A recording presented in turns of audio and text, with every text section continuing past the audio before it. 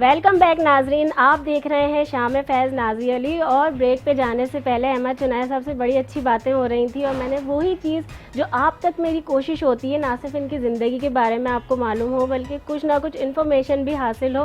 بہت اچھی بات ہم لوگ کر رہے تھے بریک پہ جانے سے پہلے. سر آپ خاصا ایجوکیشن پر بھی کام کر رہے ہیں، ہیلتھ پر بھی، لیکن اس وقت جو اسکولس کی آپ بات کر رہے تھے نا، میں چاہوں گی اس پہ کنٹینیو کیا جائے.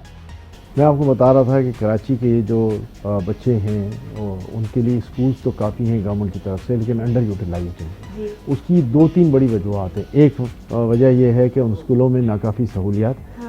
دوسری بڑی وجہ یہ ہے کہ ان کا کیریکولم، ان کا میتھڈ آف اسٹڈی، اور تیسرا والدین یہ سمجھتے ہیں کہ شاید یہ ہمارے بچے جو ہیں وہ یہاں صحیح تربیت نہیں پا پائیں گے، صحیح تعلیم نہیں ملے گی، تو وہ پرائیوٹ اسکولس کو ترجیح دیتے ہیں. تاکہ تعلیم کا سلسلہ آگے بڑھ سکے. دیکھیے میں آپ کو بتاؤں، یہ مجھے بڑا افسوس ہوتا ہے کہ جب یہ چھوٹے چھوٹے اسکولز جو ہیں وہ 10-20 ہزار روپے بچوں سے چارج کرتے ہیں، اور وہ والدین جو مشکل سے جن کی منیمم تنخواہ جو ہے وہ 15-17 ہزار روپے ہے، وہ کیسے ان بچوں کو ان اسکولز میں بھیجنے کے لیے افورڈ کر سکتے ہیں؟ وہ پھر گورنمنٹ اسکولز میں بھی نہیں بھیجتے اور پھر وہ بچے جو ہیں وہ تعلیم سے محروم ہو جاتے ہیں.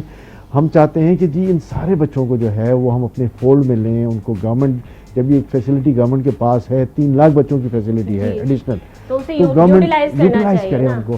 اور پھر ان جو وہاں ٹیچرز ہیں، جو وہاں فیسلٹیز ہیں، جو وہاں انفراسٹرکچر ہے، اس کو بہتر بنانے کے لیے پرائیویٹ سیکٹر کو انوالو کرے. کہ جی میں سمجھتا ہوں کہ شاید گورنمنٹ اپنی ذمہ داری نہ سر انجام دے دے، تو گورنمنٹ کے لیے اگر ہم شانہ بشانہ کھڑے ہیں تو آئیں ملیں، ہمارے ساتھ کام کریں، اس میں کوئی ایشو نہیں ہے. اچھا، میں نے پروگرام کے آغاز میں ناظرین سے کہا تھا، جب CPLC کی ہم بات کرتے ہیں اور اس کے فارمر چیف آپ کو بتایا، میں نے ایک لفظ یوز کیا تھا دبنگ، اور میں اس کے بارے میں خاصا ناظرین کو ہی بتانا چاہوں گی کہ میں دبنگ کیوں کہہ رہی ہوں. دبنگ انداز ویسے بھی ان کا ہے، اور میں یہ بھی پوچھوں گی ان سے آگے چل کے کہ پولیٹیشین بھی بننا چاہیں گے یا نہیں آگے آ کر. سر وہ جو ایکسپیرینس آپ کا رہا CPLC کا، اور خاص طور پر چیف جو میں دبنگ بار بار ہی کہہ رہی ہوں، اس میں آپ بڑی جلدی فیصلے کر لیتے تھے، لوگوں کو مشکلات سے نکال دیتے تھے. میں فل فارم کی طرف بھی، تاکہ ہمارے ناظرین کو پتہ چلے. سٹیزن پولیس یعنی CPLC کا جو ہوتا ہے لائسنس اور پھر کمیٹی، تو اس کے بارے میں کچھ بتائیں گے کہ کتنا عرصہ آپ رہے؟ اس سے پہلے کچھ بزنس وغیرہ بھی آپ نے کیا، کمپنیز کے ساتھ بھی رہے، وہ ایکسپیرینسز بتائیں کہ اس کے بعد اب جو آپ دیکھیں میں تھوڑی سی وضاحت کر دوں. CPLC میں نے جوائن کیا تھا جب CPLC بنی تھی 1988-79 میں، اور ظاہر اس وقت کاروبار میں نیا نیا آیا تھا ایجوکیشن لے کر. 25 سال کا ایک طویل عرصہ CPLC کے ساتھ میں نے گزارا، اور مختلف پوزیشن پہ ہوتے ہوئے اس کے 7 سال میں چیف بھی رہا. یہاں 2 باتیں بڑی اہم ہیں.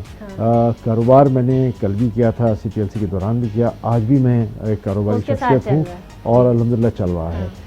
جہاں تک وہاں فیصلے کرنے کا تعلق تھا، دیکھیں CPLC میں آج بھی لوگوں سے کہتا ہوں کہ CPLC is all about giving your time.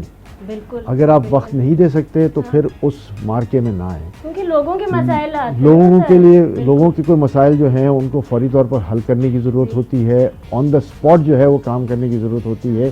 یہ نہیں ہوتا کہ وہ ہمارا انتظار کریں گے، ہم ان کا انتظار کریں. کال آ رہی ہے ہماری، ابھی سوچا جاتا ہے نا کہ ہم نے یہ اپنی کمپلین کروا دی. اس کی وجہ سے چونکہ میں نے کوشش کی، بڑا وقت دیا، شاید کاروبار کو 1 گھنٹہ بھی نہیں دیتا تھا، اور دن میں 24 گھنٹے میں سے 20 گھنٹے جو ہے وہ میں CPLC کے چکروں میں ہوتا تھا. 2-4 گھنٹے سو جاتے تھے، 1-8 گھنٹہ بیچ میں کہیں کاروبار میں چلے جاتے تھے اگر وقت ملا تو، ورنہ وہ بھی نہیں جاتا تھا.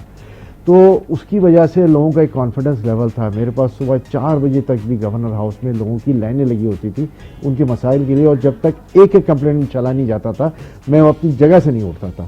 یہ ایک کنٹریبیوشن تھا سوسائٹی کو، جس کی وجہ سے الحمدللہ ایک بڑی پذیرائی بھی ملی، لوگوں کے مسئلے مسائل بھی حل ہوئے.